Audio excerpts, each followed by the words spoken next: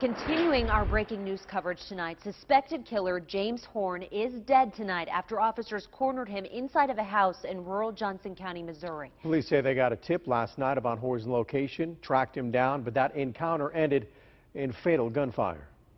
After a national alert was issued for double murder suspect James Horn and dozens of local law enforcement searching area counties, Horn was found in an abandoned home on conservation land in rural Johnson County, Missouri. He has frequented this area, so he has been familiar with this area.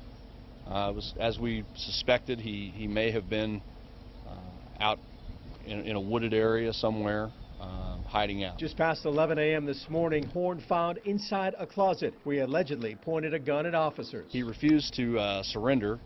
He threatened the search team with a weapon, with a handgun, and he was shot and killed. Police believe that handgun is likely the same one used to kill Sandra and Zach Sutton. Since the double murder, area residents on edge. People were fearful of this man and him being at large, and so I'd say that the sigh of relief is pretty big at this point for us. However, everything about that's overshadowed by the fact that we've lost two residents, two people in Clinton, Missouri, tragically killed by this man. I want to show you this. That's the old picture. Police released this new photo of Horn just hours before they found him today. Investigators were concerned that he might have altered his appearance. And Horn was found hiding inside of an empty house on property that was owned by the state of Missouri. KMBC's Johnny Rollins flew News Chopper 9 over that scene this afternoon to capture the scene from above. This is a very rural area, about 5 miles to the south and east of Whiteman Air Force Base, where law enforcement officers descended on this abandoned house. That is where they found the suspect inside in a closet. A shootout ensued, and as we know now, the suspect was fatally shot. Still a huge police presence here late afternoon outside this compound. And as I said, not much in the way of anything else out here. A few scattered random farmhouses, but mostly just farm fields and the like. Very remote area, so much so that you wonder if police hadn't gotten this tip, if they would have found the suspect here at all. Johnny Rollins, News Chopper 9, back to you in the studio.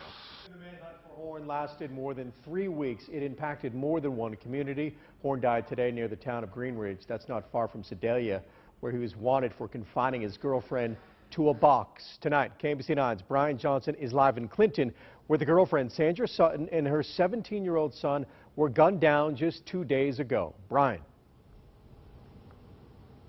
Scott, Keisha, people here are dealing with their grief. This is where the vigil was held tonight, with people standing behind where you see me. You can see they've put their flowers here, the candles, all underneath this gigantic cross, a symbol of hope, as people are looking for healing here, both for themselves and for the family, especially as they deal with this loss.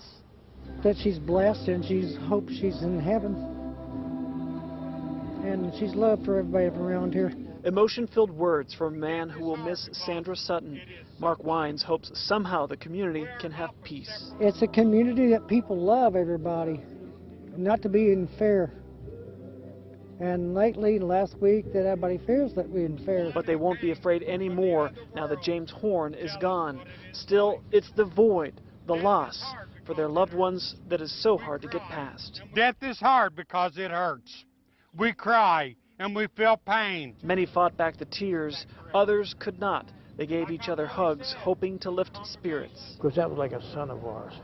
I mean, it's killing me. But for most, it will take time for their faith to heal their pain. It's going to be a long, long time before my family gets over this. I'm never going to forget her. Cheryl Williamson was Sutton's good friend. She didn't know what to think when Sutton went missing for 4 months. I lost it, you know, I mean, I just cried and I wept and everything, and I just didn't know what to do. Now she takes comfort knowing Sutton and her son are with God. And tonight, the pastor reminding people to make every single day count. He says tomorrow is not guaranteed. Also tonight, many people in the congregation were reminding others to lock your doors. That way you and your loved ones are safe. Reporting live in Clinton, Brian Johnson, KMBC 9 News. Sandra Sutton and her son Zachary attended church at Straight Up Ministries, where that vigil was held tonight.